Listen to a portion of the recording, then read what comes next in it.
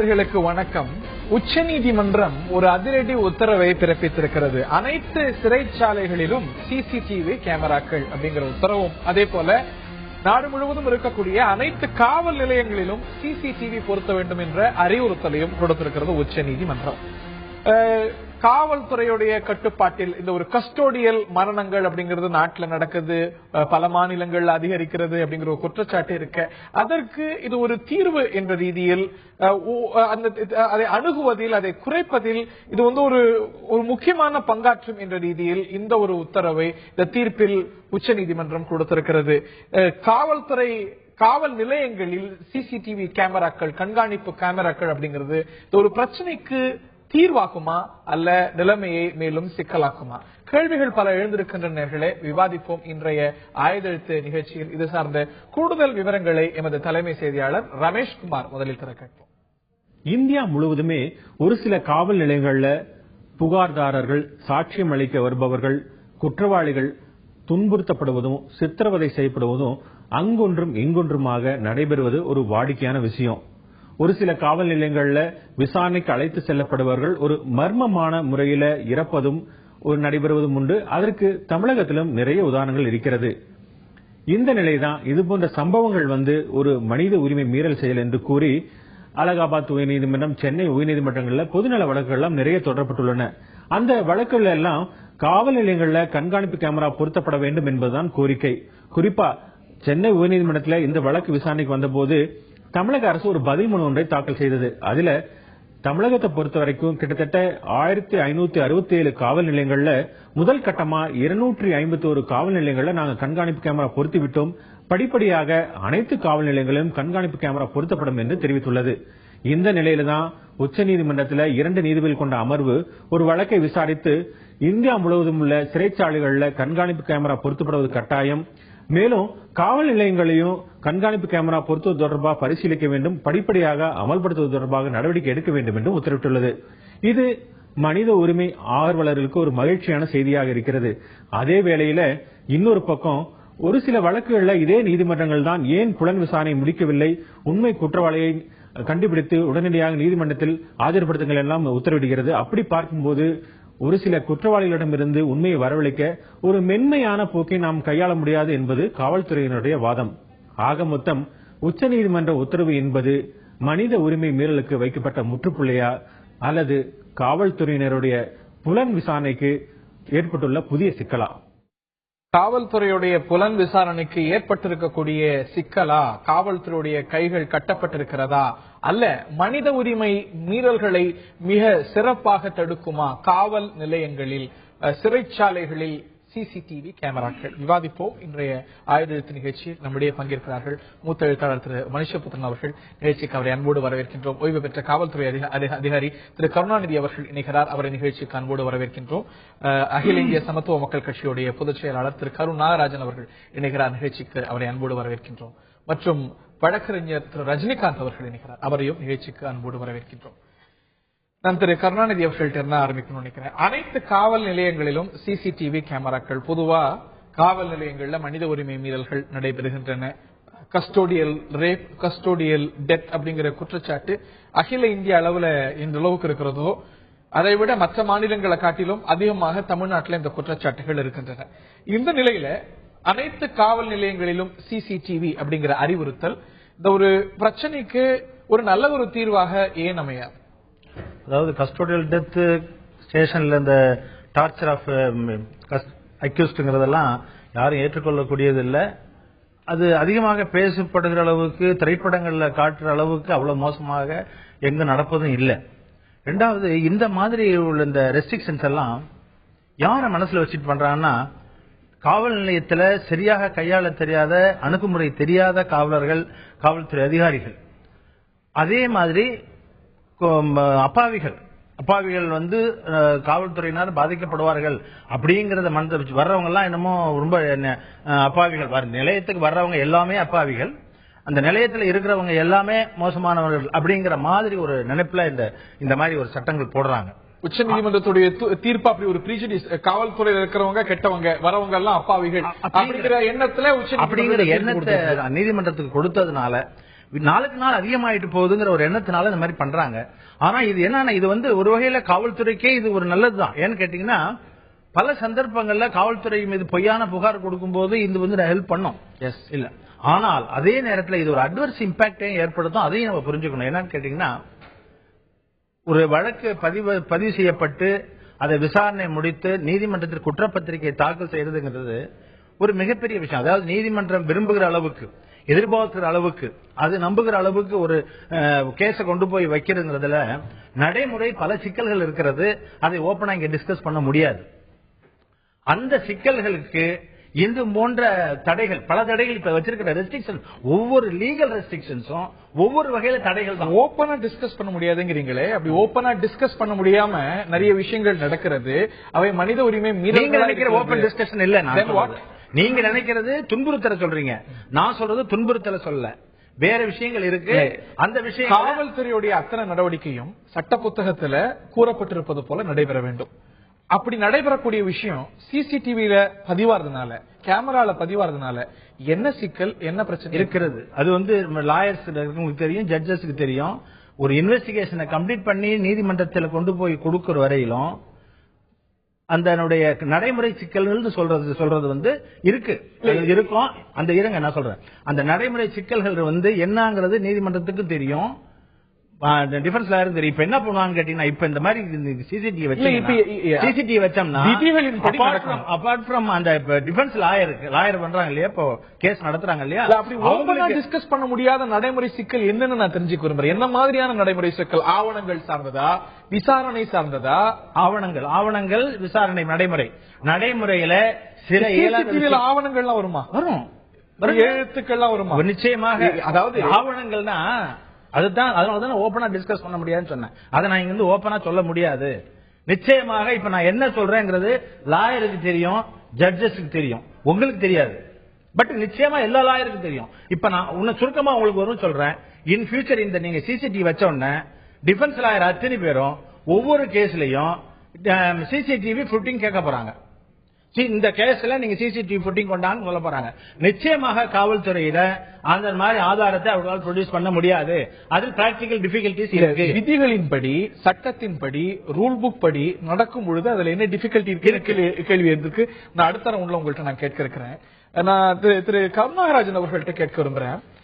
இந்த உத்தரவு இது அறிவுறுத்தலா வந்திருக்கிறது. காவல் நிலையங்கள்ல சிசிடிவியை பொறுத்த வரைக்கும், சிறைச்சாலைகள்ல கட்டாயமா சொல்லப்பட்டிருக்கு. இந்த காவல் நிலையங்கள்ல சிசிடிவி இது ஏன் இந்த ஒரு கோரிக்கையை வலுக்குதுன்னா, கஸ்டோடியல் மரணங்கள், காவல்துறையுடைய கட்டுப்பாட்டுல டார்ச்சர் செய்து நடக்கக்கூடிய மரணங்கள். இது மற்ற மாநிலங்கள்ல எந்த அளவுக்கு இதற்கான அவசியம், தேவை, முகாந்திரம் இருக்கிறதோ அதை விட அதிகமாக தமிழ்நாடு போன்ற மாநிலத்துல இருக்கிறதா இல்லையா? நீங்க முதல்ல ரமேஷ்குமார் சொன்னபடி 1567 காவல் நிலையங்கள் இல்லை, 1818 காவல் நிலையங்கள்ல 251 ஃபில்அப் பண்ணி பேலன்ஸ் இன்னும் 1527 போட இருக்காங்க. அரசாங்கம் அதுக்கு இப்ப கொஞ்சம் கொஞ்சமா ஃபண்ட் கொடுத்துட்டு இருக்காங்க. சரி, ஏற்கனவே அரசாங்கத்தினுடைய விளக்கத்தை உயர்நீதிமன்றம் ஏற்றுக்கொண்டு அந்த வழக்கை முடித்து வைத்திருக்கிறது. விரைவில், மிக விரைவில் டெக்னாலஜி டெவலப்மெண்ட் இந்த சிசிடிவி பொறுத்த வரைக்கும் ஒவ்வொரு மாசமும் ஒவ்வொரு வருஷம் மாறிட்டே இருக்கிறதுனால ஒட்டுமொத்தமா எல்லா ஸ்டேஷனுக்கும் நம்ம பண்ண முடியாது. ஒவ்வொரு பார்ட்டா இன்னைக்கு 250 பண்ணோம்னா புது அட்வான்டேஜ் கிடைக்கும் போது, டெக்னாலஜி அட்வான்டேஜ் வரும்போது அதை நம்ம பயன்படுத்திக்கிறோம் அப்படிங்கிற ஒரு சென்னை தமிழ்நாடு சர்க்கார் எடுத்திருக்கிறது. அதற்கு பிறகு நேற்று வந்திருக்கிறது உச்சநீதிமன்றம். ஆனா என்னுடைய கேள்வி, அதற்கான அவசியம், அந்த வழக்குல அந்த ஒரு பிரேயரோ இந்த விஷயமோ தமிழ்நாட்டுக்கு பொருந்தக்கூடிய விஷயமாக, தேவைப்படக்கூடிய ஒரு விஷயமாக ஏன் இருக்கிறது என்றால், இங்க காவல்துறை மரணங்கள் அப்படிங்கிறது ஏதோ அரிதா நடக்கக்கூடிய விஷயம்னு சொல்றாரு, இருக்கலாம். ஆனா மற்ற மாநிலங்களை கம்பேர் பண்ணும்போது மிக அதிகமாக கூடி வருகிறது. 90% அதிகரிக்கிறது. மகாராஷ்டிராவுக்கு அடுத்தபடியாக தமிழ்நாடு 2ஆம் இடத்துல இருக்கிறது. அப்படிங்கும்போது இதற்கான தேவை அதிகமாக இருக்கு. இல்ல, அப்படி இல்லை. அதாவது பொதுவாக இன்றைக்கு காவல் நிலையங்கள்ல இந்த மாதிரி இறப்புங்கிறது இந்தியா முழுவதும் சராசரி இருக்கதான் செய்யுது. புள்ளி விவரங்களை அந்த மாநிலம் கூட இந்த மாநிலம் கூட ஒவ்வொரு முறை நம்ம அதுக்கு தெளிவான பல்வேறு விஷயங்கள் புள்ளி விவரங்கள் படிதான் போறோம். தமிழ்நாடு தேசிய சராசரியை விட சிறப்பாக இருக்கிறது, ஆந்திராவை விட சிறப்பா இருக்கு, மகாராஷ்டிராவை விட சிறப்பா இருக்குங்கிறோம். கஸ்டோடியல் மற்ற பல மாநிலங்களை விட குற்றங்கள் மிக மோசமாக மாநிலங்களை விட நாம் அதிகமா இருக்கோம். மகாராஷ்டிராவுக்கு அடுத்தபடியா அப்படி மோசம் சொல்றதுக்கு வழியே கிடையாது. இன்றைக்கு வந்திருக்க செய்தி, மாலை செய்தி நீங்க பாத்தீங்கன்னா ஆவணத்துடைய புள்ளி விவரம் இன்றைக்கு ஒரு புள்ளி விவரம் தேசிய மத்திய அரசு அறிவித்திருக்கிறது. தேசிய சுற்றுலா வாரியம் இந்தியாவிலேயே 25% சுற்றுலா பயணிகள், உள்நாட்டு சுற்றுலா பயணிகள், வெளிநாட்டு சுற்றுலா பயணிகள், இந்தியாவிலே 25% தமிழகத்துக்கு பெருமைப்படக்கூடிய விஷயம். எப்படி அது பெருமைப்படக்கூடிய விஷயமோ இங்க கஸ்டோடியல் டெத் மற்ற மாநிலங்களை விட கூடுதலா நடக்குதுன்னா வேதனைப்படக்கூடிய விஷயம். ஜிடிபியில ஜிஎஸ்டிபியில தேசிய சராசரியை விட நம்ம சிறப்பா இருக்கும், இல்லன்னா மனித உரிமை குறியீட்டுல இருக்கானா அது எந்த அளவுக்கு பெருமைப்படக்கூடியது, இது வேதனைப்படக்கூடியது. நிச்சயமாக நிச்சயமாக இப்ப ஸ்டேஷன்ல இந்த மாதிரி கேமரா வைக்கிறதுனால இந்த மாதிரி கஸ்டோடியன் டெத் குறையும் அப்படின்னா நம்ம வரவேற்கலாம். அதுல ஐயா காவல்துறை ஓய்வு பெற்ற அதிகாரி சொன்னது போல ஒரு சிறை கைதி இப்படி வாயை மூடிட்டு உட்கார்ந்துறான், எதுவுமே பதில் பேச மாட்டேங்கிறான். அந்த அதிகாரிக்கு எப்படி அவன்கிட்ட அந்த குற்றம் செஞ்சியா இல்லன்னு பதில வாங்குவாரு? முன்னாடி கேமரா இருக்கு, அவன் ஒண்ணு நீ தொடவே முடியாது, விசாரிக்க முடியாது, அடக்க முடியாது, கோவப்பட முடியாது, அதிகாரம் பண்ண முடியாது, மிரட்ட கூட முடியாது, அடிக்கலாம் இல்ல எதுவுமே செய்யக்கூடாது. உடனே டேப் எடுத்து வெளியில பத்திரிகைக்கு இந்த நாட்டுல நடக்க வேண்டியது சட்டத்துடைய ஆட்சி. அதைத்தான் உச்ச நீதிமன்றம் முதல்ல ரூல் புக்ல எப்படி இருக்கோ விசாரணையோ தண்டனையோ இல்ல எந்த செயலோ ஆட்சியோ சட்டத்தின்படி ரூல் புக் படி நடக்கணும். அதாவது கஸ்டோடியன் டெத்ங்கிறது இன்னைக்கு சார் சொன்ன மாதிரி அனுபவம் இல்லாத காவலர்கள். இன்றைக்கு வரும்போது ஒரு தொலைக்காட்சியை பார்த்தேன். ஒரு பெண்ணை ஒரு காவல்துறை பெண்ணை, அதாவது மகளிர் காவலரை ஒரு ஆண் காவலர் அவரை இடுப்பை பிடித்து அணைத்து ஒரு கூட்டத்தில் போலீஸ் லத்தி சார்ஜ் பண்ணும்போது அந்த பெண்ணை அணைத்து செல்கிறார். உடனே எல்லா காவலர்களும் இப்படி அணைக்கிறாங்க சொல்ல முடியாது. இப்ப அளவீடு கிடையாது. நீங்கள் சொல்வது போல சிலரால இந்த ஒரு அவப்பெயர் காவல்துறைக்கு. ஆனா அந்த மாதிரி சம்பவங்கள்ல என்ன நடந்தது, இவர்கள் என்ன செய்தார்கள், இல்ல இவர்கள் செய்யலையா, அவங்க சொல்வது போல தற்காப்புக்காக அந்த நடவடிக்கை எடுத்தாங்களா, கொண்டு வரணும். அதற்காகத்தான் உயர்நீதிமன்ற உத்தரவை தமிழக அரசு அமல்படுத்தி இருக்காங்க. உயர்நீதிமன்ற உத்தரவை இப்படி அமல்படுத்துறோம், இவ்வளவு செயல்படுத்திருக்கோம். நீங்க ஒரு வாயத்தை சென்னை உயர்நீதிமன்றம் அதை வைக்கும்போது சென்னை உயர்நீதிமன்றம் என்ன அப்சர்வேஷன் வைக்குதுன்னா, இந்த வேகத்துல போனா 18 வருஷம் ஆகும் நீங்க உயர்நீதிமன்றம் சொன்ன விஷயம். நீங்க நாங்க செயல்படுத்திருக்கோம், நாங்க இவ்வளவு பண்ணிருக்கோம் தமிழ்நாடு சர்க்காருங்கிறீங்க. உயர்நீதிமன்றம் சொல்கிறது 18 வருஷம் ஆகும், 5 வருடத்துக்குள்ள பண்றதா உத்தரவு கொடுத்திருக்காங்க. பல நாடுகள்ல இன்னைக்கு சிசிடிவி கேமராவுடைய பயன் டெக்னாலஜி வளர்ச்சியில நிச்சயமாக தேவைங்கிறது தமிழக அரசும் புரிஞ்சிருக்கும், தமிழக காவல்துறையும் புரிஞ்சிருக்கும். இன்னைக்கு உதாரணத்துக்கு லண்டன்ல எடுத்துக்கிட்டீங்கன்னா 1.25 லட்சம் சிசிடிவி கேமரா லண்டன் சிட்டில மட்டும் இருக்கு. இன்னைக்கு அதை நம்ம பிக்ஸ் பண்ணா இடத்துல 2000 கோடி சென்னைக்கு ஒதுக்கணும். சென்னையோட எண்ணிக்கை குறைவா இருந்தாலும் படிப்படியா இது தேவைங்கிறது இன்னைக்கு காவல்துறைக்கு தெரியுது. தனியார் நிறுவனங்களையும் வற்புறுத்திட்டு இருக்கோம், நீ சிசிடிவி வைன்னு சொல்லி. அவங்க கூட இன்னும் பல நிறுவனங்கள் வைக்காம இருக்காங்க, இன்னும் பல ஏடிஎம்களை வைக்கல அப்படிங்கிற குற்றச்சாட்டுலாம் இருக்கிறது. இது திரு மனுஷபுத்திரன் நடைமுறையில இது ஒரு விசாரணை அதிகாரிக்கு காவல்துறைக்கு பல சிக்கல்களை கொடுக்கக்கூடிய ஒரு விஷயம். ஒரு விசாரணை வேகமா நடக்கல, துப்பு கிடைக்கலன்னா இதே காவல்துறை அதிகாரிகளை தான் நம்ம கேட்கிறோம், ஏன் இது வரைக்கும் நகர்வே இல்லை அப்படின்னு. இது இன்னும் அவர்களுடைய கைகளை கட்டி போடக்கூடிய விஷயம் அப்படிங்கிற விமர்சனம் இருக்கிறது, மறுக்க முடியுமா? நம்ம இந்த ஒரு உத்தரவை அல்லது வலியுறுத்தலை ஒரு தனியான ஒரு விஷயமா பார்க்கக்கூடாது. பொதுவாக காவல்துறை சார்ந்த மனித உரிமை மீறல்கள் தொடர்பாக கடந்த ஒரு 10 ஆண்டுகளில் உயர்நீதிமன்றங்களும் உச்சநீதிமன்றங்களும் பல்வேறு விதமான உத்தரவுகளையும் நெறிகாட்டும் வழிமுறைகளையும் தொடர்ந்து கொடுத்துக் கொண்டிருக்கின்றன. முன்னாடி எல்லாம் இப்ப ஃபேக் என்கவுண்டர்ஸ் எல்லாம் பாத்தீங்கன்னா கேள்வி கேட்பது இல்லாம நடந்துட்டு இருந்துச்சு. அப்புறம் உச்சநீதிமன்றம் அதுல ஒரு கடுமையை காட்டிய பிறகு இன்னைக்கு அதை பற்றி விசாரணைகள் நடக்குது, சிலர் தண்டிக்கப்படுறாங்க, இப்படி ஒரு மாறுதல் நடக்குது. அதே போல காவல்துறை சீர்திருத்தங்களை பற்றி தொடர்ந்து உச்சநீதிமன்றம் வலியுறுத்திக் கொண்டிருக்கிறது. பல மாநில அரசுகள் அதுல சில கைட்லைன்ஸ் எடுத்துக்கிறாங்க, சிலர் எடுத்துக்க மாட்டேங்கிறாங்க, சிலர் டோட்டலாவே அமல்படுத்த மாட்டேங்கிறாங்க. இது எல்லாமே நம்முடைய காவல்துறையினுடைய செயல்பாடுகளை சட்டபூர்வமானதாக மாற்ற வேண்டும் என்கிற ஒரு அடிப்படையில் தான் இந்த விஷயங்கள் பண்ணப்படுது. அதோட ஒரு தொடர்ச்சியா தான் இந்த உத்தரவையும் இன்றைக்கு உச்சநீதிமன்றம் வழங்கி இருக்கிறது. நீங்கள் ஏற்கனவே அறிமுக உரையில் சொன்னது போல இது போன்ற உத்தரவுகளை பல மாநிலங்களுடைய உயர்நீதிமன்றங்கள் ஏற்கனவே அந்தந்த மாநிலங்களில் பிறப்பித்திருக்கின்றன.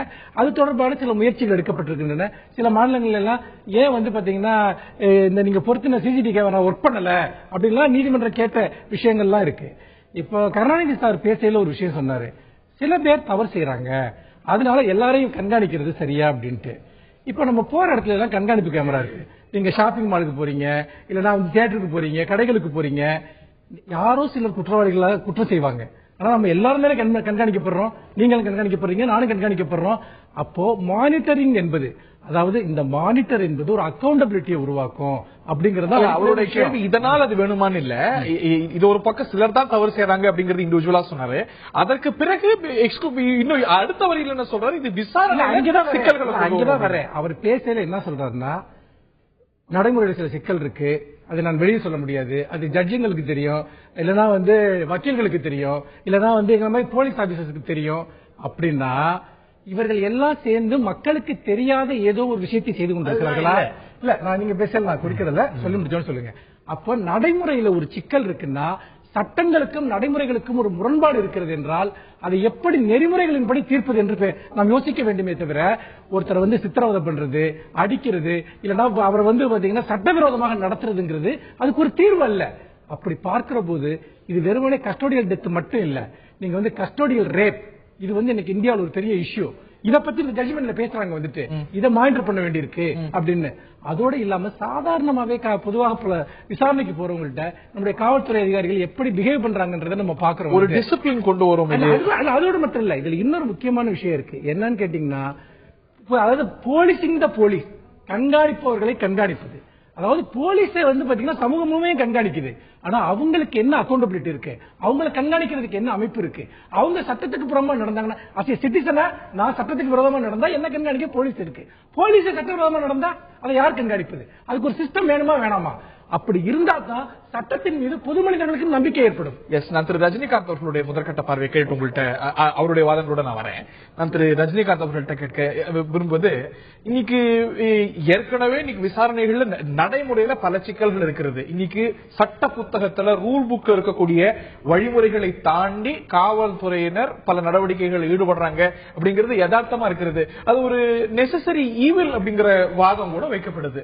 அப்படி இருக்கிற சமயத்துல ஏற்கனவே விசாரணையில நீதி பரிபாலனத்துல சிக்கல்கள் இருக்கும்பொழுது இது இன்னும் சிக்கல்கள் அதிகரிச்சிடாதா? இன்னைக்கு வந்து வேற இடத்துல இப்படித்தான் வழக்காடு மன்றத்துல நிறைய பிரச்சனைகளை பார்க்கிறோம், போராட்டங்கள் நடக்குது, வேற சில பிரச்சனைகளை பார்க்கிறோம். அதனால கோர்ட்ல வந்து சிசிடிவி வைக்கணுங்கிறோமா? இன்னும் சொல்ல போனா சட்டமன்றத்துல லைவ் கவரேஜ் கூட ஒத்துக்க மாட்டேங்கிறாங்க. அப்படி இருக்கும்பொழுது காவல்துறை அரிதிலும் அரிதா எங்கேயும் சிலர் தான் இந்த மாதிரி செய்யறாங்க. இது நடக்கலன்னு நம்ம வாதம் வைக்கவே முடியாது. கஸ்டோடியல் டார்ச்சர்ஸ் நடக்குது, கஸ்டோடியல் ரேப் பதிவாகுது, கஸ்டோடியல் டெத் நடக்குது. இங்க அரிதா நடக்கிறதுக்காக அரசாங்கத்துடைய பணம் இவ்வளவு செலவு பண்ணி, it definitely requires a huge expenditure. இவ்வளவு செலவு பண்ணி கவனம் செலுத்த வேண்டிய அதி முக்கியமான விஷயமா கருதுறீங்களா? கண்டிப்பா. என்னன்னு கேட்டீங்கன்னா, இன்னைக்கு இந்திய நாட்டுல மனித உரிமை மீறல்கள் அப்படிங்கறது அது காவல்துறையால் நடத்தப்படுவதாகத்தான் இருக்கு. நீங்க மனித உரிமை ஆணையத்துக்கெல்லாம் போனீங்கன்னா காவல்துறை அதிகாரிகள் மீது வழக்குகள் குவிந்து கிடக்கிறது. காவல்துறை மட்டும்தான் நாட்டில் மனித உரிமை மீறல் செய்தோ? அதிகமான மனிதர்கள் செய்யறதில்ல, தீவிரவாதிகள் செய்யறதில்ல, கொள்ளக்காரங்க செய்யறதில்ல, கொலகாரங்க செய்யறதில்ல, காவல்துறை தான் செய்தோ. காவல்துறை இல்ல இல்ல நீங்க நான் சொல்லிட்டு நான் என்ன சொல்றேன், அவங்க தீவிரவாதிகளை தண்டிக்க போலீஸ் இருக்கு, போலீஸ் தண்டிக்க யார் இருக்காங்க? அதான் பிரச்சனை. ஒரு நிமிஷம், இதுல வந்து அதுக்காக நக்சல்கள் தீவிரவாதிகள்லாம் வந்து இதுல நாம வந்து சேர்க்க வேண்டிய அவசியம் இல்லை. அவர்களுக்கு சில பார்வை கொள்கை இருக்கு, அது நம்ம விவாதிப்பது வேறு விஷயம். அதே சமயத்தில் இன்னைக்கு இந்தியாவுல அதிகமான மனித உரிமைகள் யார் மீறாங்கன்னா அது காவல்துறை தான். ஒரு சின்ன ஒரு தீர்ப்பு, அதாவது என்னன்னு கேட்டீங்கன்னா, அலகாபாத் உயர்நீதிமன்றத்தினுடைய நீதியரசராக இருந்தவர் முல்லா சொன்னார். என்ன சொன்னார்னு கேட்டீங்கன்னா, காவல்துறை என்பது காவல்துறை காவலர்கள் என்பவர்கள், காவல் அதிகாரிகள் என்பவர்கள் ஒரு சீருடை அணிந்த ரவுடிகளாக இந்த நாட்டிலே இருக்கிறார்கள் என்று பொதுமை நிச்சயமா படுத்த முடியாது. காவல்துறை அதிகாரிகள் மனித உரிமை மீறல்களில் ஈடுபடுறாங்கன்னு சொல்லுங்க, ஏத்துக்கலாம். இல்ல காவல்துறை தான் நாட்டில்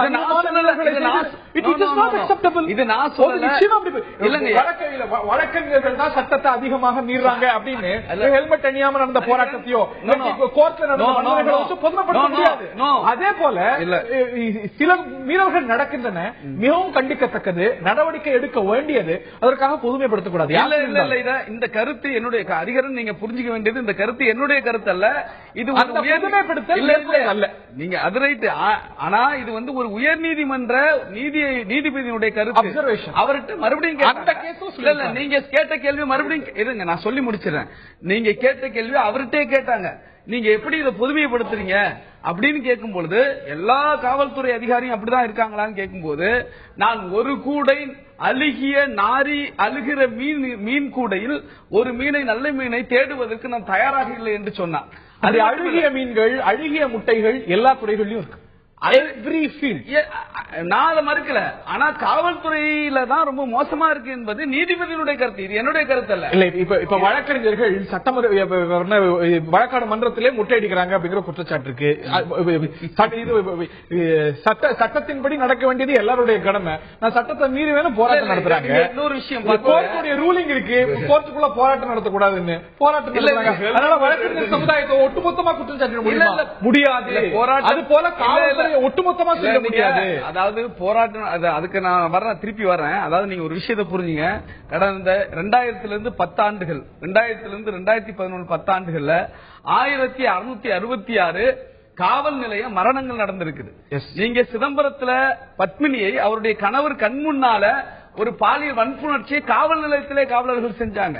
ஷகில் அகமது வந்து சுட்டுக் கொண்டாங்க. அது மட்டுமல்ல, இந்த நீலாங்கரை காவல் நிலையத்துல தமீம் அன்சாரிய 16 வயது இளைஞனை வந்து வாயில வந்து துப்பாக்கி வச்சு சுட்டுக் கொண்டாங்க. இன்னைக்கு வந்து 2013 18 காவல்துறை மரணங்கள் தமிழ்நாட்டில் நடந்திருக்கு. 2014 12 மரணங்கள் நடந்திருக்குது. இது எல்லாமே நீங்க பாத்தீங்கன்னு சொன்னாக்கா இந்த காவல்துறையுடைய அத்துமீறல் மனித உரிமை மீறலாகத்தான் தமிழ்நாட்டில் மொத்தமா எவ்வளவு குற்றச் செயல்கள் இதே ஆண்டுகள்ல பதிவாயிருக்கு? அது குற்றச்செயல்களை தடுக்க 2 லட்சத்துக்கு மேல, அதுக்கு நாங்க இருக்கோம். 2 லட்சத்துக்கு மேல அதுக்கு குற்றங்கள் பதிவாயிருக்கிறது. ஆனா நடந்திருக்கக்கூடிய மீறல்கள், ஒரு மீறல், ஒரு மரணம், ஒரு மனித உரிமை மீறலை எடுத்துக்க முடியாது. ஒட்டுமொத்தமா காவல்துறையை நிச்சயமா கூட எடுத்துக்க முடியாது. 16 வந்து குறைவான எண்ணிக்கை வாதம் வைக்கிறதுக்கு வரல. ஒரு உயிர் கூட பிரஷியஸான உயிர். காவல்துறைக்கு எல்லாரையும் விட அதிகமான பொறுப்பு, அதீதமான பொறுப்பு இருக்கிறதுங்கிற மாற்றுக்கிறது இல்ல. ஆய காரணத்தினால இவையெல்லாம் நடக்குதுங்கிற காரணத்தினால எல்லா காவல்துறை அதிகாரிகளும் எல்லா சமயத்திலையும் இப்படிதான் ஒரு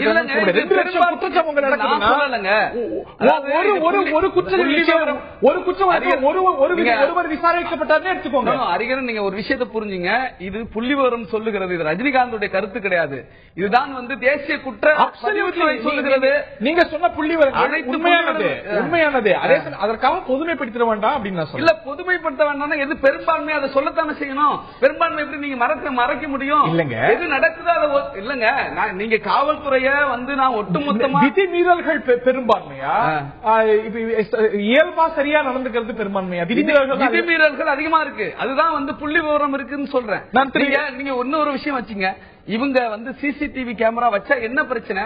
தேர்ட் டிகிரி மெத்தட்னு ஒண்ணு இருக்குங்க விசாரணையில வந்து அறிவுபூர்வமாக விசாரிக்க நடத்த வேணும், நவீனபூர்வமாக விசாரணை நடத்த வேணும். அதே சமயத்துல 3ஆம் வகைன்னு சொல்லக்கூடிய அடிக்கிறது, லாடம் கட்டுறது, ஐஸ் கட்டில படுக்க வைக்கிறது, காலை பிடிச்சி விரிச்சு வந்து அடிக்கிறது, கொல்றது, இதெல்லாம் வந்து அவசியமற்றது, தேவையில்லை. இது நான் சொல்லல. அதாவது 1948ஆம் ஆண்டு பிரகடனப்படுத்தப்பட்ட ஐநா மனித உரிமை பிரகடனம் சொல்லுகிறது. கருணாநிதி அவர்கள்ட்ட கேட்க விரும்புறேன். ரஜினிகாந்த் சில விஷயங்கள் எழுப்பினார். அவர் சுட்டிக்காட்டிய உதாரணங்கள் ரொம்ப முக்கியமானவை. எஸ்பி பட்டணத்துல, ராமநாதபுரத்துல விசாரணையின் போது ஒருவர் சுடப்பட்டு இறக்கிறார் காவல்துறை அதிகாரியால. அப்படி இருக்கிற சமயத்துல நான் வந்து தற்காப்புக்காக சுட்டேங்கிறாரு, இல்ல அவர் என்ன தாக்க வந்தாருன்னு தற்காப்புக்காக சுட்டேங்கும் போது பாயிண்ட் பிளாங்க் ரேஞ்சில அந்த ஒரு விஷயம் நடந்திருக்கிறது. நீலாங்கரையில ஒரு 16 வயது சிறுவன் இதே போல பாயிண்ட் பிளாங்க் ரேஞ்சில கழுத்துல சுடப்பட்டு காயப்படுறாரு. ஒரு மிகப்பெரிய பாதிப்பு அவருக்கு ஏற்படுத்துது.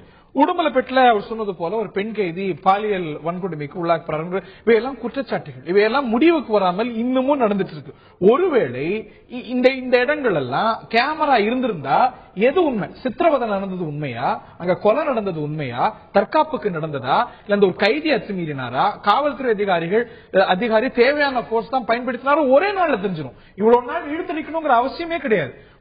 அந்த அதிகாரி தவறு செய்யலன்னா அன்னைக்கே அவர் மீதான ஒரு பிரச்சனை இருந்திருக்காது, சஸ்பென்ஷன் போக வேண்டிய நிலைமை வந்திருக்காது, அவர் மீது எந்த நடவடிக்கையும் அவசியம் இருந்திருக்காது. அதே போல அந்த ஒரு கைதி பாதிக்கப்பட்டிருந்தால் அவருக்கான நியாயமும் உறுதி செய்யப்பட்டது. நீங்க சொன்னது அப்படியே 100% ஏற்றுக்கிறேன். அவர் சொன்னார் 1600 காவல் நிலையங்கள் இருக்கு தமிழ்நாட்டில். 1600 காவல் நிலையங்கள்ல 818 காவல் நிலையங்கள் இருக்கு. அதுல கிட்டத்தட்ட 1,10,000 காவல் அதிகாரிகள் இருக்கார்கள். நிறைய வழக்கில் கண்டுபிடிக்கப்பட்டிருக்கிறது, தடுக்கப்பட்டுக் கொண்டிருக்கிறது.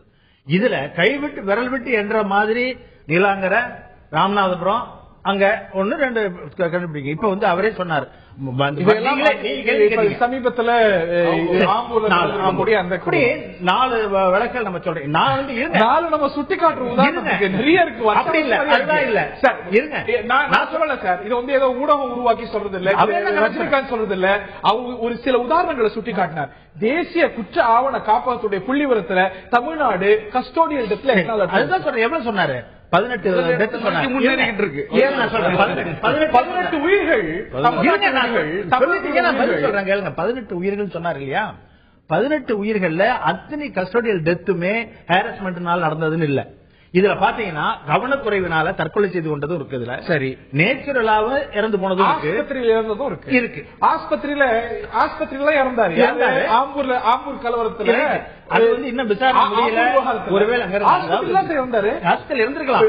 காவல்துறை கட்டுப்பாட்டுல இருக்கிறாரு. அதுக்கப்புறம் டிஸ்சார்ஜ் ஆறாரு, ஆஸ்பத்திரியில போய் இறக்குறாரு. வேற என்ன காரணமா இருக்கு? 18 மரணங்களுமே ஹாரஸ்மெண்ட்னால இல்ல. சில மரணங்கள் கவனக்குறைவுனால சூசைட் பண்ணிக்கிறது இருக்கு. ஆனா அதுக்கு வந்து காவல்துறை பொறுப்பு இல்ல, நான் பொறுப்பை தட்டி கழிக்கல. அதுவும் காவல்துறையுடைய தவறு தான். நெக்லெக்ட் பண்ணதும் காவல்துறை தவறு தான்.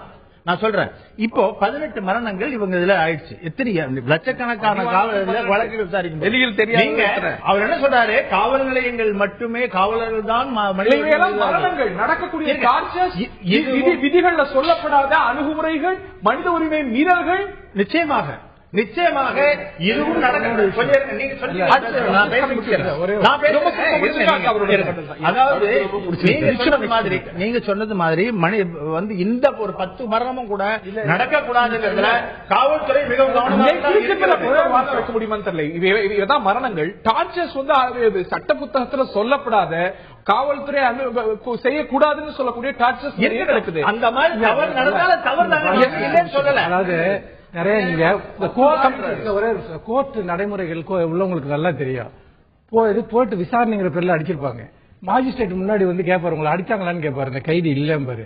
அவர் ஆமான்னு சொன்னார்னா திரும்ப போயில வந்து திரும்ப அந்த டார்ச்சர் தொடர் வந்துட்டு, இப்படி ஒரு கைதி கோர்ட்ல கூட உண்மையை சொல்ல முடியாத அளவுக்கு இந்த சிஸ்டம் ரொம்ப கொடூரமா இருக்கு. ரஜினிகாந்த் போன்ற வழக்கறிஞர்களுக்கு மிக நன்றாக அது தெரியும். அதாவது நீங்க இந்த 18 பேர் சொல்றீங்க இல்லையா, இந்த நம்பர் மட்டும் கிடையாது. கையை உடைக்கிறது, காலை உடைக்கிறது, உளவியல் ரீதியாக சித்திரவதை பண்றது, இப்படி நூற்றுக்கணக்கான விஷயங்கள் கைதிகள் செலுத்தப்படுது. நீங்க வெறுமனே 18 சொல்லி இதோட டைமென்ஷனை ரெடியூஸ் பண்ணாதீங்க. ஒட்டுமொத்த டார்ச்சர் சிஸ்டத்தினுடைய ஒரு சிம்பிள் தான் இந்த நம்பர் வந்துட்டு 18 பேர் தானே செத்துருக்காங்கன்றது உண்மையிலேயே.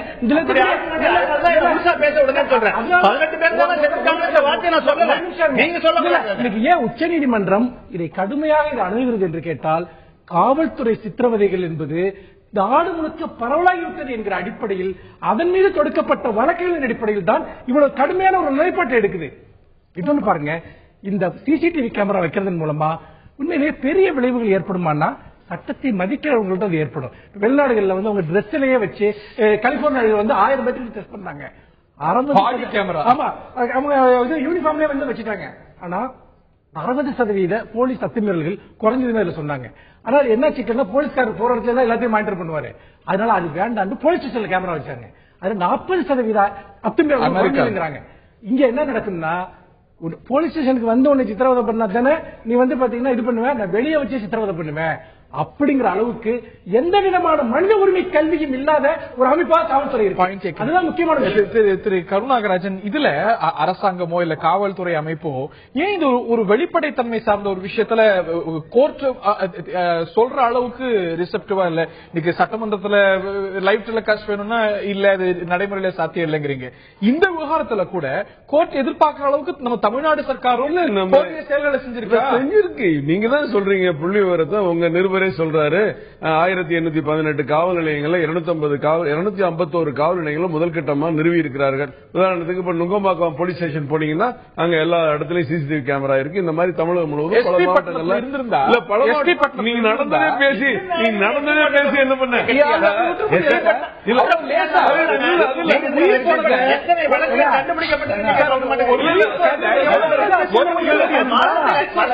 வருஷத்துக்கு 5000 உயிர் போயிட்டு இருக்கு, அப்பாவிய உயிர் போயிட்டு இருக்கு.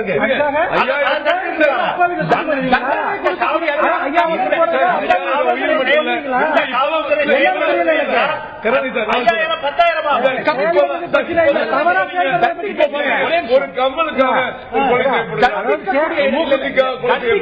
இடம் காவல் நிலையம் அல்ல.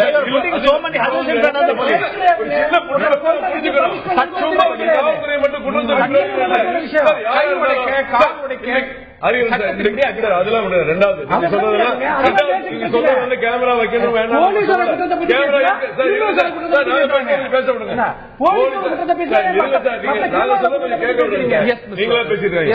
தமிழ்நாட்டுல 1000 பேருக்கு ஒரு போலீஸ் இருக்காங்க. யோசிச்சு பாருங்க, 1000 பேரை கண்ட்ரோல் பண்றதுக்கு ஒரு போலீஸ். இதுல பல டிபார்ட்மெண்ட்ஸ் இருக்கு, பல பாதுகாப்புகள் இருக்கு, முக்கிய பிரமுகர்கள் பந்தோபஸ்து இருக்கு, முக்கிய பிரமுகர்கள் வந்து போனா பாதுகாப்பு இருக்கு. இவளையெல்லாம் மீறி இந்த 7,20,00,000 மக்களையும் இன்றைக்கு பாதுகாக்க வேண்டியது, சட்ட ஒழுங்கு நிலைநாட்ட வேண்டியது, சட்ட விதிமுறைகளை யார் பண்ணாலும் அவங்களுக்கு செய்யும் போது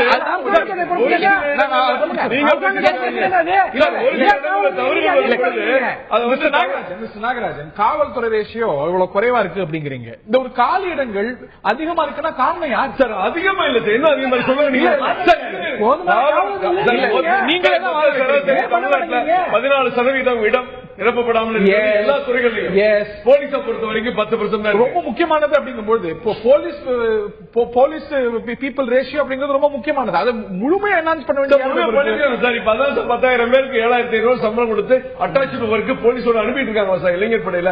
சார் அதெல்லாம் பிரச்சனை இல்லை சார். இன்னைக்கு சிறைச்சாலையில நீங்க கேமரா வச்சு பாருங்க. சிறைச்சாலையில போலீஸ் அதிகாரி ரூம்லயும் அந்த சிறைச்சாலை அதிகாரி ரூம்ல தான் கேமரா ஒழுங்கா இருக்கும். மற்ற இடத்துல கேமரா இருக்காது. எப்ப உடையும் யாருக்கும் தெரியாது. நடைமுறை சிக்கல் இருக்கு. உத்தரவுகள் போடல, செயல்படுத்தல.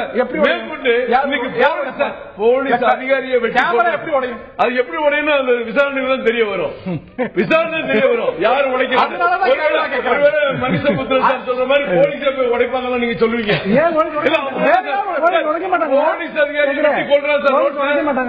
போலீஸ் அதிகாரியை வெட்டி கொள்றா சார். போலீஸ் அதிகாரியை வெட்டி கொள்றா சார். விசாரணை கேமரா வைக்கிறத தமிழக அரசு எதிர்க்கவில்லை. கேமரா வைக்கிறத அனுமதி கொடுத்து 250 இன்னும் மீதி இருக்கிறது வைக்கத்தான் போறாங்க. தமிழ்நாடு சர்க்காரும் கூட நான் திரு ரஜினிகாந்த் அவர்கள்ட்ட தான் கேட்க வந்தேன். தமிழ்நாடு சர்க்காரும் கூட கோர்ட்ல இது பண்ணும்போது நாங்க வைக்க மாட்டோம் அப்படிங்கிற ஒரு வாதத்தை கிராஜுவலா செய்ய போறோம் அப்படிங்கிறாங்க. இது ஒரு சிசிடிவி கேமராவும் கூட இதற்கான ஒரு தீர்வா இருக்க முடியுமான்னு தெரியல. சிசிடிவி கேமரா வைக்கப்பட வேண்டிய இடங்கள், குற்றம் நடக்கக்கூடிய இடங்கள் இன்னும் நிறைய இருக்குது. ஒட்டுமொத்தமா அதீதமான செலவு செய்து இதுல இவ்வளவு கவனம் தேவைன்னு நினைக்கிறீங்களா? கண்டிப்பா தேவை, கண்டிப்பா தேவை. ஏன்னு கேட்டீங்கன்னா, ஏன் உச்சநீதிமன்றம் இந்த தீர்ப்பு சொல்றாங்க, இந்த ஆணையை பிறப்பிக்கிறாங்கன்னா, தொடர்ச்சியாக காவல் நிலையங்களில் மரணங்களும் காவல் நிலைய கற்பழிப்புகளும் காவல் நிலைய அந்த சித்திரவதைகளும் தொடர்ச்சியாக பதிவு செய்யப்பட்டு கொண்டே இருக்குது. நீங்க 18 மரணங்கள்ங்கிறது ஓராண்டில் நடந்தது, நீங்க அதை மறந்துடக்கூடாது. ஓராண்டில் 18 என்பது பெரிய விஷயம். அது ஒரு வருஷத்துல 18 பேர் காவல்துறை அது மட்டும் இல்ல. ஆமா, ஓராண்டுல தான் நான் சொல்றேன்.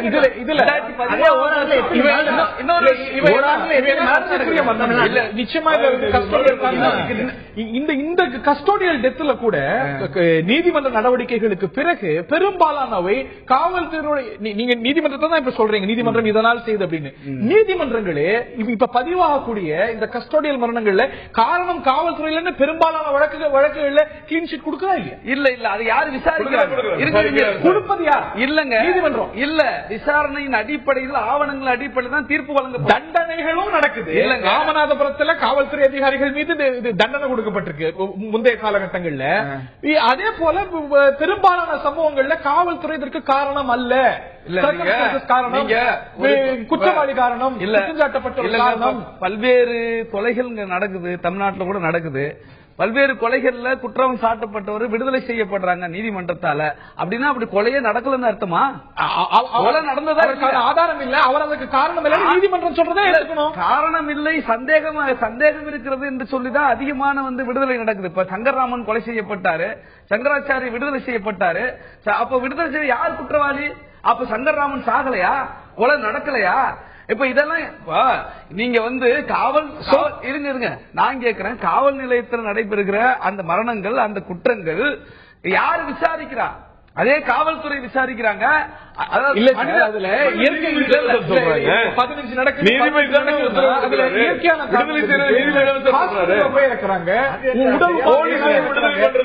இந்த 18க்கும் காரணம் காவல்துறை.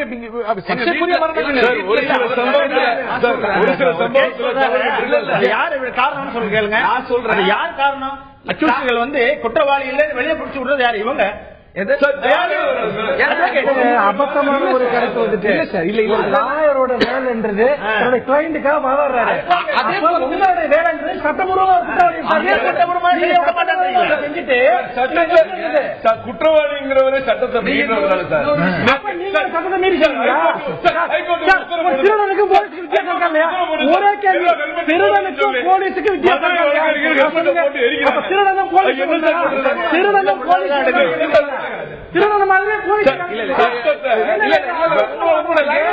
என்னன்னா அவங்க எல்லாம் புனிதர்களா, அவங்க எல்லாம் இப்படி பண்றாங்களே, அவங்க குற்றவாளிகளே ஆனாலும், கொலை குற்றவாளிகளே ஆனாலும் தண்டிக்கக்கூடிய இடம் காவல் நிலையம்.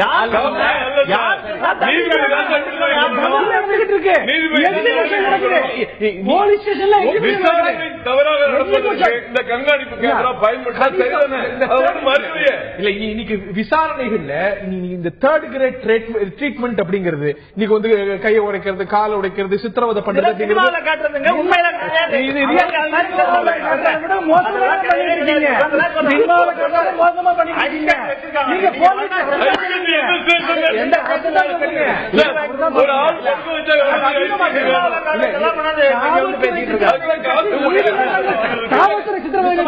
நீதிமன்றங்கள் எத்தனை வந்ததா சொல்லுங்க. இல்ல இல்ல, காவல்துறை சித்திரவதைகளை பற்றி நீதிமன்றங்கள் எத்தனை கவனிச்சு கொடுத்திருக்கு? அது எல்லாமே வந்ததா?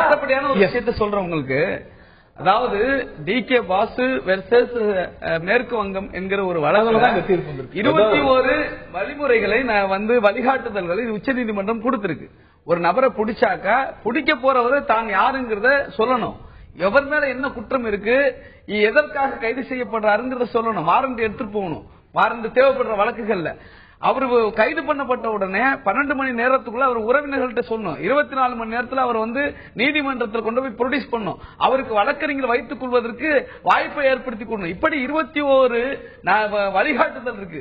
ஒரு வழிகாட்டுதலை கூட இந்த காவல்துறை கடைபிடிப்பது கிடையாது. இது இந்த பாருங்க, அரசியல் அமைப்பு சட்டத்தின் சரத்து 22 சொல்லுகிறது, ஒரு நபரை கைது செஞ்சா இந்த 21 விஷயத்தையும் அந்த அரசியலமைப்பு சட்டமே சொல்லுது. அரசியலமைப்பு சட்டம் தான் உயர்ந்த சட்டம். அதே மாதிரி 21வது பிரிவு ரொம்ப குறைவா இல்ல 21வது பிரிவு சொல்லுது, யாருடைய உரிமையும் யாருடைய சுதந்திரமும் சட்ட வழிமுறை நடைமுறை இல்லாமல் பறிக்க கூடாதுன்னு சொல்லுது. நம்மளுடைய சுதந்திரம், நம்மளுடைய அப்படி இருக்கும் பொழுது இந்த உரிமைகள் மீறப்படுகிறதா, இந்த விதிமுறை விதிமுறைகள் பின்பற்றப்படுகிறதா, மூன்றாவது வகையான அந்த சித்திரவதைகள் செய்யப்படுகிறதா என்பதையெல்லாம் கண்காணிப்பதற்கு விதிமீறல்கள் அரிதாகத்தான் நடக்கிறது. அப்படிங்கும் போது சிசிடிவி கேமரா இருப்பதில் என்ன பிரச்சனை, அதுல என்ன நடைமுறை சிக்கல் இருக்க முடியும்? ரொம்ப சுருக்கமா எல்லாருடைய இறுதிவாதம் ரொம்ப சுருக்கமா. கொலை குற்றம் செய்து ஒரு கொலை குற்றத்தை செய்துவிட்டு மலையிலே இருட்டான இடத்துல நாட்டு 12 மணிக்கு போய் இங்க இருந்து தூக்கிட்டு வரோம். அங்க போய் இவர் சொல்ற விதிமுறைப்படி மெமோ கொட்டி யார்ட்ட கொடுக்கறது, எங்க சொல்றது? இதெல்லாம்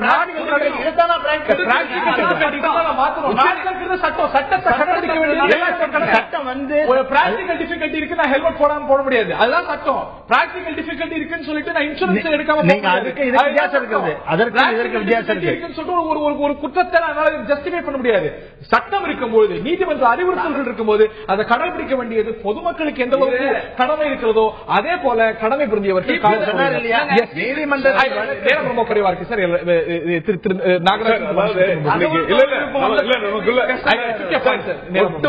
ஒட்டுமொத்த மக்களுக்கு சட்டத்தை நடைமுறைப்படுத்துவதற்கும் சட்டத்தின் மூலம் மக்களுக்கு பாதுகாப்பு கொடுக்கக்கூடிய கடமை காவல்துறைக்கு தான் இருக்கிறது. லட்சக்கணக்கான வழக்குகளை, ஆயிரக்கணக்கான கொலை குற்றங்களை கண்டுபிடித்து குற்றவாளிகளை கொண்டு வந்து சேர்ப்பது மிகப்பெரிய பொறுப்பு காவல்துறைக்கு இருக்கிறது. அவர்களை குற்றம் சொல்வதை விடுத்து அவர்களை ஊக்கப்படுத்த வேண்டிய கடமையும் பொதுமக்களாக நமக்கு இருக்கிறது. நிச்சயமா கேமரா பொருத்துவது வரவேற்கத்தக்கதான், தவறு இல்லை. அதாவது சட்டத்தை பாதுகாக்க வேண்டியவர்களே சட்டவிரோதமாக நடந்தால் நாட்டில் இருக்க எல்லோருக்குமே நாமும் சட்டவிரோதமாக நடக்கலாம் என்கிற உணர்வு ஏற்படும். ஆகையால் போலீஸ்காரர்கள் என்ன செய்கிறார்களோ அதை நாளைக்கு பயங்கரவாதிகள் செய்வார்கள், நாட்டில் ஒவ்வொருவரும் செய்வார்கள். அப்படி இருக்கிற போது சட்டத்தை மீறி நடப்பதற்கு நாட்டில் 1000 பேர் கொலை செய்யலாம் சார், அவன் சட்டத்தை மதிக்காதவன். நீ சட்டப்படி அரசாங்கத்திடம் சம்பளம் வாங்கி கொண்டிருக்கக்கூடிய ஒரு நபர், மக்களுக்கு நீ கட்டுப்பட்ட ஒரு நபர், நீ சட்டவிரோதமாக நடப்பதற்கு உனக்கு எந்த ரைட்டுமே கிடையாது. யாருமே அதனால் பாத்தீங்கன்னா காவல்துறை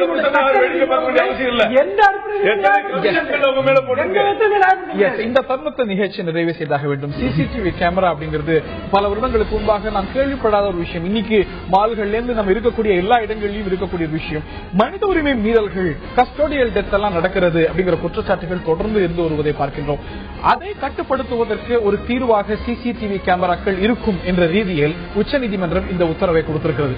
சிசிடிவி கேமராக்கள் மட்டுமே இந்த பிரச்சனைக்கு தீர்வாக முடியுமா என்றால் நிச்சயமாக இருக்க முடியாது. ஓரளவுக்கு அந்த விஷயத்தை கட்டுப்படுத்தலாம். அதே வேளையில் இந்த மனித உரிமை மீறல்கள் நடக்கின்றன, கஸ்டோடியல் டெத் நடக்கிறது, கஸ்டோடியல் ரேப் நடக்கிறது. இதில் ஒன்றை கூட நாம் பொறுத்துக் கொள்ள முடியாது. ஆனால் காவல்துறை இதை மட்டும் தான் செய்கிறது, ஒட்டுமொத்த காவல்துறையும் இதைத்தான் செய்கிறது அப்படின்னு பொதுமைப்படுத்தி காவல்துறையை கொச்சைப்படுத்துவதும் நிச்சயமாக ஏற்புடைய விஷயமாக இருக்காது. ஒரு குற்றவாளிக்கு, ஒரு சாமானியனுக்கு எந்த அளவுக்கு உரிமைகளும் கடமைகளும் இருக்கிறதோ அதை விட கடமைகள் அதிகமாக, பொறுப்பு அதிகமாக காவல்துறைக்கு இருக்கிறது, அரசாங்கத்துக்கு இருக்கிறது. இதற்கான அவசியம் ஏற்படாமல் பார்த்துக் கொள்ள வேண்டியது காவல்துறையுடைய கடமை, பொறுப்பு. நிகழ்ச்சியில் பங்கு பெற்ற மனுஷபுத்திரன், திரு கருணாநிதி, திரு கருணாகராஜன், திரு ரஜினிகாந்த் மற்றும் பார்த்த நேயர்களுக்கு நன்றி.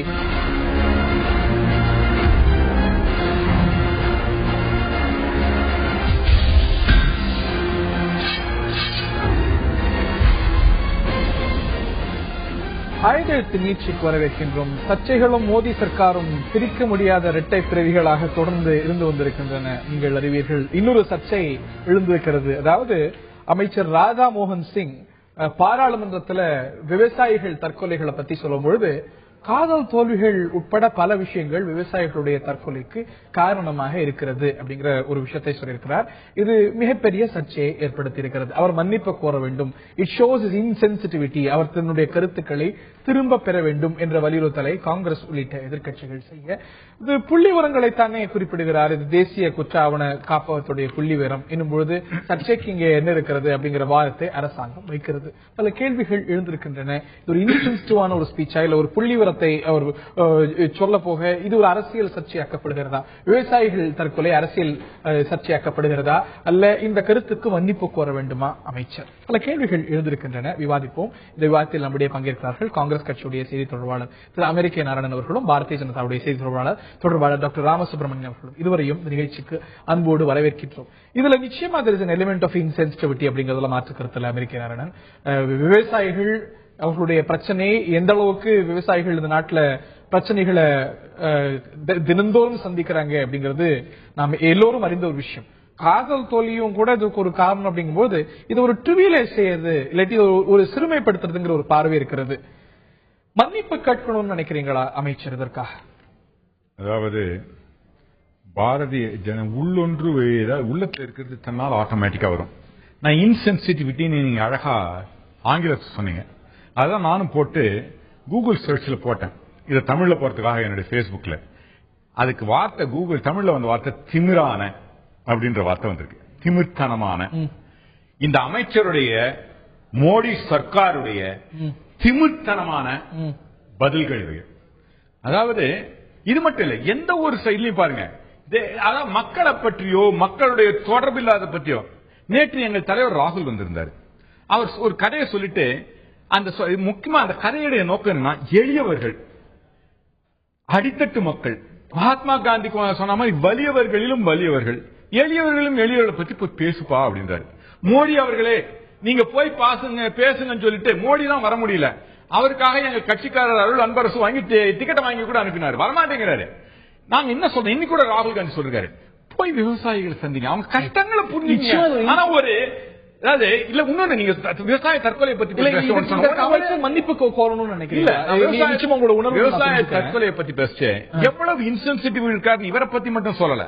இந்த அமைச்சர் மோடி சர்க்காருடைய மனநிலையில அப்படியே இருக்காங்க. எப்படின்னா, விவசாய தற்கொலையை பத்தி பாத்தீங்கன்னா ஒரு ஸ்டாட்டிஸ்டிக்ஸ் வெளியிட்டாங்க. நீங்க கூட பேசிருப்பீங்க, போன வருஷத்தை விட இந்த வருஷம் குறைஞ்சதுன்னு பேசுனீங்கல்ல. உண்மையிலே குறைஞ்சதா? போன வருஷத்துல விவசாயிகளையும் விவசாய தொழிலாளிகளையும் சேர்த்து போட்டிருந்தாங்க. இந்த வருஷம் என்ன பண்ணாங்க, அந்த விவசாய தொழிலாளர்களை எடுத்துட்டு, ஏன்னா இவங்க 100 நாள் வேலை வாய்ப்பு திட்டத்தை குறைச்ச விவசாய தொழிலாளர்களும் தற்கொலை பண்ணிக்க ஆரம்பிச்சாங்க. ஏன்னா மோடி நிலத்தை பிடுங்குறாங்க, விவசாயிகள் தற்கொலை பண்ணிக்கிறாங்க. விவசாயத்துக்கு 100 நாள் வேலை வாய்ப்பு திட்டத்துல அடியோடு நிறுத்த பாக்குறாங்க. இடைத்தரகர்கள் தமிழ்நாட்டில் இருக்க இடைத்தரகர், இன்னும் தமிழ்நாடே 2வது இடத்துல இருக்குது. இந்த தமிழக அரசு அதை பத்தி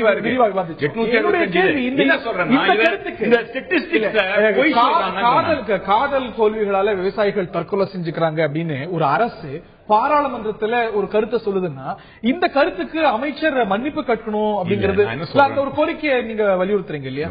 காங்கிரஸ் கட்சி வலியுறுத்துது.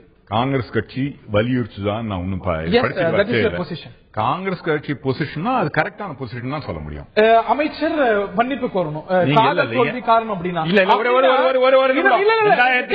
எங்க அமைச்சர் சொன்னா சொல்ல போறீங்க.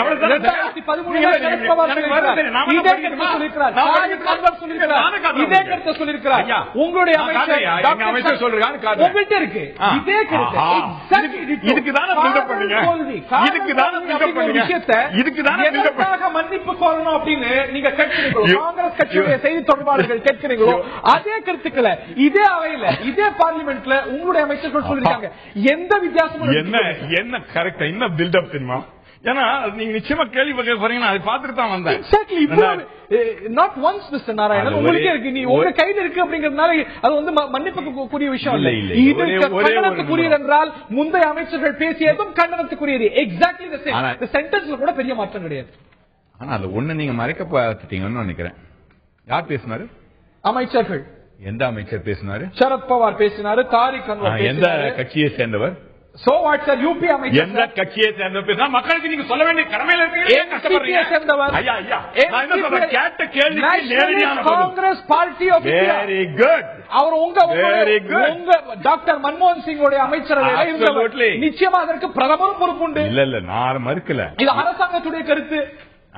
ஒரே ஒரு நிமிடம். இன்னைக்கு ராம்விலாஸ் பாஸ்வான் கூட்டணி கட்சியை சேர்ந்த தலைவர், அவர் அமைச்சர், அவர் பேசினார் இல்ல மோதிக்கு இதுக்கு பங்கு இல்ல, இது வந்து அந்த கட்சி தான் பதில் சொல்லணும் நிலைப்பாட காங்கிரஸ் இருக்கு. ரெண்டு விதமாக நீங்க இதை பார்க்கணும். ஒன்று எங்களது கட்சியின் நிலை. நீங்க யூபிஏ அரசுல இருந்த அமைச்சர் சொன்னார்னது மட்டும் எப்படி எங்களை குத்தணும்னு சொன்னீங்க. உண்மையா சொல்ற யூபிஏ அரசுல இருந்த என்சிபி மினிஸ்டர் சொல்லிருந்தீங்க நியாயமா இருக்கும். இல்ல என்சிபி அமைச்சர், என்சிபி அது ஏங்க உங்களுடைய அமைச்சர் சார், நான் மறுக்கல. இன்னும் கேட்டா எங்க கூட்டணியில பண்ண பல தகவலுடைய சிலுவைகளை நாங்க சுமந்து ஆட்சியை சரி. தமிழகத்துல சரி மற்ற இடங்களிலும் சரி கூட்டணியில பண்ண தவறுகளை சிலுவைகளை சொந்து நாங்க சுமந்து நாங்க ஆட்சி இருந்தோம். என்சிபி தவறு எங்களை சேர்ந்தது நான் மறுக்கல. யூபிஏ ஆனா காங்கிரஸ் மக்களுக்கு தெளிவுபடுத்த விரும்புங்க. தெளிவுபடுத்தக்கூடிய கடமை உங்களுக்கு. Very good. சரண்தாஸ் மஹந்த் எந்த கட்சியை சேர்ந்தவர்? நீங்க தான் சொல்லுங்க, எனக்கு என்ன தெரியுது. நீங்க தான் எல்லாம் படிச்சு வந்திருக்கீங்களா? உங்க கட்சி. அவர் என்ன பொறுப்புல இருக்காரு? அவரும் அமைச்சரா இருந்தாரு. என்ன சொன்னாரு? மார்ச் 30 உணவு அமைச்சரா இருந்தாரு. எந்த வருஷம்? 2012. லவ் அஃபேர் காரணமாக, காதல் தோல்வி காரணமாக இந்த அமைச்சர் என்ன சொல்லியிருக்கிறாரோ அதே கருத்து அவரும் சொல்றாரு. I can prove it before you. Give me that please. I didn't. நான் பார்த்தது NCP அமைச்சர் சொன்னாரு பார்த்தேன். I'm happy you have that. If it is, I say அவர் மன்னிப்பு கோரி இருக்கணும். அதை எதிர்க்கட்சிகள் சரியாக செய்யவில்லை என்பது எதிர்க்கட்சிகள் நான் குற்றம். மக்களை பற்றி நான் மறுக்கலையே, நானே சொல்றேன். அவர் மன்னிப்பு கேட்க என்ன தார்மீகம் இருக்கு? உங்களுக்கு என்ன தார்மீகம்? உங்கள் அரசாங்கம் டாக்டர் சரண்தாஸ் மஹந்த் இதே 33 ஒரே ஒரு நிமிடம் நான் மறுக்கல. அது இருந்ததுன்னா சரி, நான் அவர் மன்னிப்பு கேட்கணும்னு சொல்றேன். நீங்க சொல்ற நீங்க பொய் சொல்ல மாட்டீங்கன்னு நான் நம்புறேன். ஆனால் அவர் மன்னிப்பு கேட்கணும் ஒண்ணு சொல்ற. ரெண்டாவது, நீங்க இது அதாவது பொதுமக்களும் நீங்க ஒரு சாதாரண அரசியல்வாதியோட தாழ்ந்து பேசுற மாதிரியோ எனக்கு தோணுது. ஏன்னா 2 தவறுகள் ஒரு இதை ரைட் ஆகல. தப்பு தப்பு தானே. அவர் மன்னிப்பு கேட்கணும் நான் இப்ப சொல்றேன். யார் தப்பு செஞ்சாலும் தப்பு தப்பு தான் சார். சரி, நான் ஒண்ணு கேட்டீங்கன்னா உங்க இதுலயே நான் பப்ளிக்கா பல இடங்களில் சொல்றேன். 1 பைசா கரப்ஷன் இருந்தாலும் தப்புன்னு சொல்லிருக்கேன். எங்க இல்ல நடந்திருக்குன்னு சொல்லிருக்கேன். மத்தவங்க மாதிரி தப்பு டிஃபெண்ட் பண்றாங்க. நல்லா புரிஞ்சுக்க, நல்லா புரிஞ்சுக்க. தப்பு டிஃபெண்ட் பண்றாங்க பல மடங்கு சொல்லிருக்கேன். ராமசுப்ரமணியம் அவர்களுடைய முதற்கட்ட பார்வை இருக்கணும். ஒரு முறை அல்ல, பல முறை நாங்களும் தப்பு செஞ்சிருக்கோம் அப்படின்னு ஏத்துக்கிறீங்க. I got your point. நிச்சயமாக அப்செப்ஷனபிள் அப்படிங்கிற ஒரு வாதம் இது ஏற்புடையது அல்ல. இன்சென்சிட்டிவ் அப்படிங்கிற ஒரு விஷயத்தை ஏத்துக்கிறீங்களா இல்லையா டாக்டர்? திமிர்த்தனமானது தமிழ்ல இருக்கு. ஓகே, இல்ல அது தவறானது. கூகுள்லாம் தப்பு தப்பா பண்ணாங்க சார். அவங்க கூகுள்ல போட்டதெல்லாம் கிடையாது. சென்சிபிள்னா இன்சென்சிட்டிவ்னு, சென்சிட்டிவ்னா உணர்ச்சி அல்லாத அப்படிங்கறத அர்த்தம். நீங்க சொல்றப்பல உங்களுடைய தமிழ் அவங்க கூகுள்ல வச்சிருக்கிறது தவறானது. சரி, இப்ப that is not the issue. நீங்க சொன்னது போல தயவு செய்து நீங்க ஆரம்பத்திலே குறிப்பிட்டீங்க நேஷனல் கிரைம் ரெக்கார்ட்ஸ் பியூரோ அது வருஷா வருஷம் அதனுடைய ரிப்போர்ட்டை கொடுக்கின்றது. வருஷா வருஷம் கொடுத்து கொண்டிருக்கின்றது. ஆகவே அதுல என்ன சொல்லுகின்றதுன்னா, முதல் பாயிண்ட் ஹேபிட்ஸ் லைக் ட்ரிங்கிங். அதுல நீங்க சொல்லுகின்ற அந்த இம்பார்ட்டன்சி இந்த ட்ரிங்கிங்னால வருகின்றது அப்படிங்கறதெல்லாம் நிறைய விஷயங்கள் சொல்லப்படும். இது ஒரு வருஷம் அல்ல, தயவு செய்து புரிந்து கொள்ள வேண்டும். நம்முடைய நாராயணன் அவர்கள் வருஷா வருஷம் கொடுக்கப்படுகின்ற இந்த ரிப்போர்ட் அது. அந்த ரிப்போர்ட்ல வருஷா வருஷம் 2012 இருந்து சொல்லியிருக்காங்க. என்னென்ன காரணங்கள்னா, கிராப் ஃபெயிலியர் 16.8, ஆனால் இந்த ஹேபிட்ஸ் லைக் ட்ரிங்கிங், கேம்பிளிங் இதெல்லாம் இருக்கு பண்ண இம்பார்ட்டன்சி அப்படின்னு போடுறதா 20.3. விவசாயிகள் அவங்களுக்கு தோல்வி ஏற்பட்டு பிரச்சனைகள் ஏற்பட்டு நடக்கக்கூடிய தற்கொலைகள் பற்றி கேள்வி கேட்கப்படுமா? அதுல இதெல்லாம் அமைச்சர்கள் தொடர்ந்து சொல்லி இருந்திருக்காங்க. இந்த அரசாங்கம் இது எதிர்ப்புக்குரியது. தேசிய குற்ற ஆவண காப்பாற்றக்கூடிய இந்த ஒரு அணுகுமுறை குழப்பமானதா இல்லையா? இல்ல நான் குழப்பமான சொல்ல அது உண்மையோ அதை நீங்க குழப்பமானதா இல்லையா? இல்ல நான் சொல்றது இது குழப்பமானது. இந்த அணுகுமுறை தவறான சொல்வது பாஜக எம்பி இல்ல, அமைச்சர் வெங்கையா நாயுடு. சார், நான் சொல்றது என்னன்னா, மெயின் இஷ்யூ இன்னைக்கு எது உண்மையோ அதை நீங்க பேசணும். என்னென்ன காரணங்கள் இருந்தா தான் நீங்க அதற்கு வழிமுறைகள்லாம் தேட முடியும். நீங்க சொல்வது, நீங்க காட்டக்கூடிய புள்ளி விவரங்கள் குழப்பமானது, இந்த இடத்துல தேவையற்றது, அப்செக்ஷனபிள், அன்அக்செப்டபிள், ஏற்புடையதல்ல அப்படின்னு இந்த விஷயத்துல கொண்டு வருவது ஏற்புடையதல்ல அப்படின்னு. இது விவசாயிகள் ஏற்கனவே 1000 பிரச்சனைகள் இருக்கு. அந்த வழியில அந்த ரணத்துல கூடுதல் ரணத்தை சேர்க்கக்கூடிய விஷயமா இருக்காதா? இது அப்செக்ஷனபிள் வெங்கையா நாயுடு சொல்றாரு. நான் ஏன் சொல்றேன், அவர் சொன்ன ரைட், அதையும் நான் சொல்கின்றேன். ஏன்னா இன்னைக்கு இந்த நிலம், விவசாயிகள் இந்த பிரச்சனை பூதாகாரமாக்கப்படுகின்ற நிலையில இந்த கேள்விக்கு பதிலை சொல்லாம பிறகு சொல்லன்னு சொல்லியிருக்கலாம். தேவையில்லாத குழப்பத்தை அந்த விதத்தில் ஏற்படுத்தி விட்டார் என்ற வகையில தான் திரு வெங்கையா நாயுடு அவர்கள் பேசியிருக்கிறார்.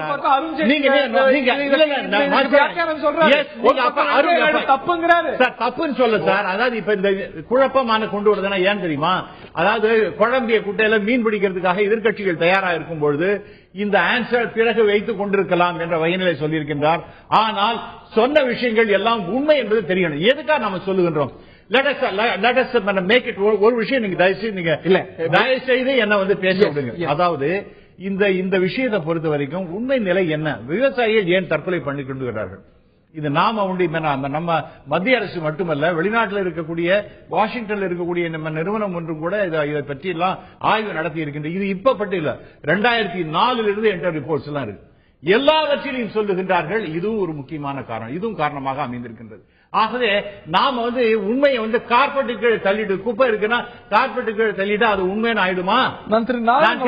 கார்பெட்டு கீழே நீங்க குப்பையை தள்ளி விட்டீங்கன்னா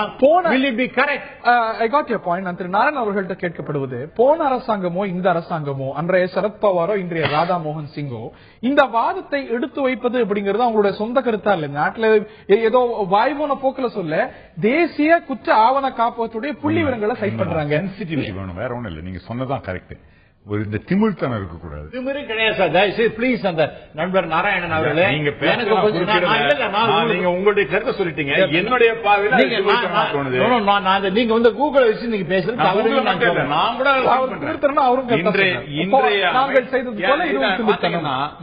அதாவது இவன் சிறுபான்மையினரை என்ன வார்த்தையை நான் இந்த டிவிஎஸ் சொல்ல தயங்கக்கூடிய வார்த்தையை தயங்காம சொல்லக்கூடியவர்கள் அவருடைய எம்பிக்களும் அமைச்சர்களும்.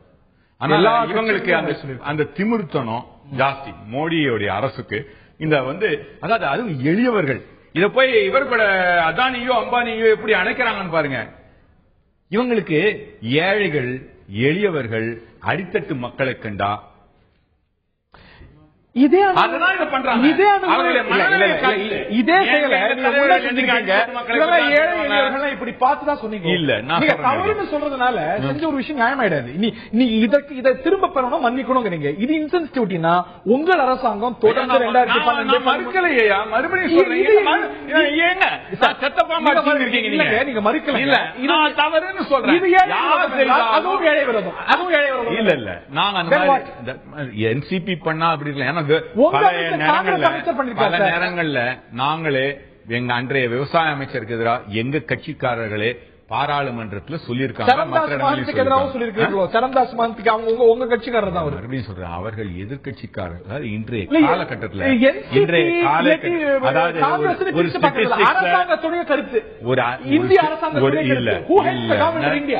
அப்படித்தான் நீங்க எல்லாரும் சொன்னீங்க. அதனால தான் நாங்க இந்த சிலுவையை சுமந்துகிட்டு இருக்கோம். இன்னும் பல நேரங்கள்ல நாங்கள் சொல்லியும் செய்யாதீர்கள் என்று சொல்லியும் செய்து விட்டோம் என்று சொன்னதால இன்னைக்கு ஆட்சியை எழுந்து மக்கள் மன்றத்தில் நாங்க நிக்கிறோம். அதுக்கு நாங்க அதுக்கு கூட்டு பொறுப்பு உள்ளது மறுக்க முடியாது. எங்க கட்சி தலைமை தாங்கியது மறுக்க முடியாது.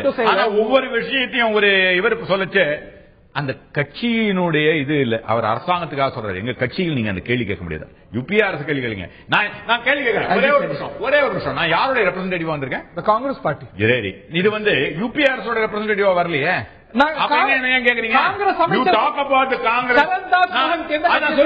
அவருக்கு மன்னிப்பு கேட்கணும் நான் சொல்றேன். இன்னைக்கு மன்னிப்பு கேட்கும். மன்னிப்பு கேட்கும். ஒரு இண்டிவிஜுவல் கெபாசிட்டி சொல்லிட்டாரு அவரு. அவர் இல்லைங்க, அவர் மன்னிப்பு கேட்கணும். ஏன்னா ஒரு சென்சிட்டிவிட்டி எங்க கட்சியினுடைய நிலை அடித்தட்டு எப்படி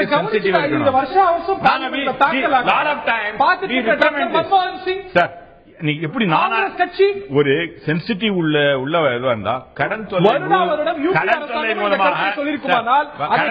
மூலமாக 20.6%, குடும்ப விவகாரங்களுக்காக 20.1%, பயிர் சேதங்கள், இதுல எதை மாற்ற முடியும் எதை மாற்ற முடியாதுன்றத பத்தி பேசியிருக்கணும். அதை விட்டுட்டு அதாவது ஒண்ணும் தெரியாத ஒரு திமிர்த்தனமான ஒரு அரசும் அந்த மாதிரி ஒரு 56 இன்ச்சு இவர் இருக்கிறதால இவங்க இப்படித்தான் இருப்பாங்க. அவங்க கிட்ட வேற என்ன எதிர்பார்க்க முடியும்? எஸ் திரு ராமசுப்ரமணியன் இறுதி கட்ட கருத்து. இதுல இன்னும் ஒரு பெட்டர் சென்சிட்டிவிட்டி இருக்க வேண்டாமா? இது தேர்தலுக்கு முன்பாக விதர்பால போய் நீங்க ஃபார்மர்ஸ் கிட்ட விவசாயிகள்கிட்ட பேசிய துணி இதுதானா? நாங்க உங்களுக்காக இதை செய்வோம், MS சுவாமிநாதன் ஃபார்முலாவை இம்ப்ளிமெண்ட் பண்ணுவோம், விவசாயிகளுடைய பிரச்சனைகள் எல்லாம் அடியோடு தீர்த்துருவோம் அப்படின்னு சொல்ல விவசாயிகள் தற்கொலை நடக்கக்கூடிய பிரதேசத்துல போய் பிரதமர் சொன்னார். இன்னைக்கு உங்களுடைய துணி என்ன? எந்த காங்கிரஸ் விவசாயிகள் விவசாயிகள் விரோதமா இருக்கு அப்படின்னு சொல்லிட்டு வீட்டுக்கு அனுப்பப்பட்டதோ அந்த காங்கிரஸ் அமைச்சர்களுடைய துணியை வீட்டுக்கு அனுப்பல தெளிவா இருக்கு. சரி, நான் ஏதாவது கொஞ்சம் பேசலாமா? அதாவது முக்கியமான பாயிண்ட் என்னன்னா, காரணங்களை கண்டுபிடித்தால் தான் அதுக்கு சொல்யூஷனை கண்டுபிடிக்க முடியும். இம்பார்ட்டன்ஸுக்கு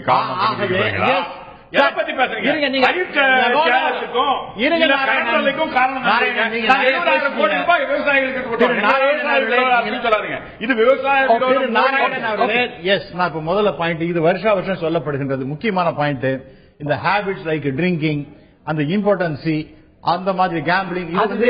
இருங்க சார், நோ நான் சொல்ற கேளுங்க. 20.35 அடுத்ததா பாத்தீங்கன்னா ஃபேமிலி ப்ராப்ளம், ஸ்பௌஸ், இந்த மாதிரி பிரச்சனைகள், அது இன்க்ளூடிங் இந்த காரணங்கள் 13.27. மூன்றாவதாக நீங்க வந்து இந்த கிரானிக் போன்றவர்களால நான் சொல்றேன் அடுத்து நான் பேசுறேன். இது நீ உங்க அரசு கொடுத்த நான் பேசிட்டு இருக்கேன். நான் என்னோட நான் பேசுறேன். உங்க அரசு நீங்க கொடுத்ததா சார் நான் பேசிட்டு இருக்கேன். இல்ல அதை நான் பேசிட்டு இருக்கேன். மூன்றாவதாக இப்ப 4-5 விஷயங்கள் இது சொல்ற மேரேஜ் ஆஃப் டாட்டர், அப்ப டவுரி, அதையும் பத்தி பேசி இருக்கின்றார்.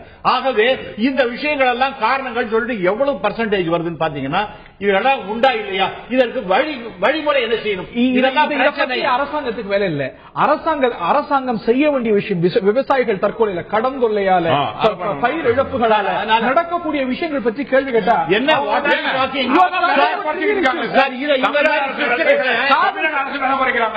தமிழக அரசு கொஞ்ச நேரம் அதுல என்ன பேச உள்ள அதாவது எனக்கு அது நீங்க அப்புறம் நீங்க பேசுங்க சார். உங்களுக்கு என்ன பண்றீங்களோ தெரியாது எனக்கு. ராகுல் காந்தி ஏடிஎம்கேயோட அலையன்ஸ் வேண்டாங்கிறதுனால நீங்க முடிவு எடுத்திருக்கீங்க. நீங்க தமிழக அரசு பத்தி தமிழக மக்களை பத்தி நீங்க கவலைப்பட மாட்டீங்க.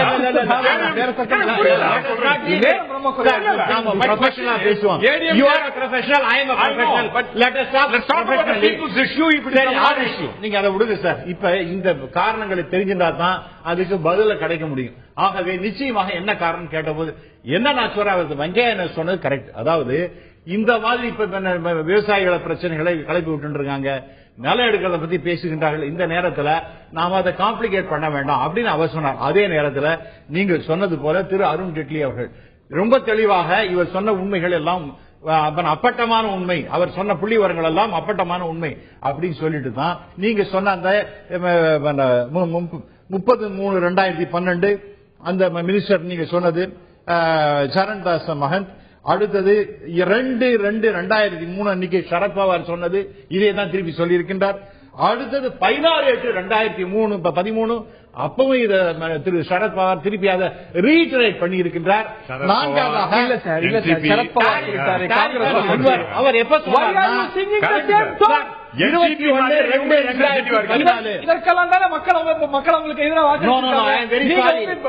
எங்களுக்கு நீங்க உங்களுக்கு உடம்பு சரியில்லை டாக்டர் போனா என்ன சார் பண்ணாங்க, முதல்ல டெஸ்ட் எல்லாம் எடுத்து இந்த காரணம் சொல்லிட்டு அதுக்கப்புறம் ஏன் தற்கொலை செய்து கொண்டிருக்கிறார்கள், என்ன பிரச்சனை ஃபார்மாலிட்டிக்கு அப்படின்னு தெரியணும்னா you have to know the reason.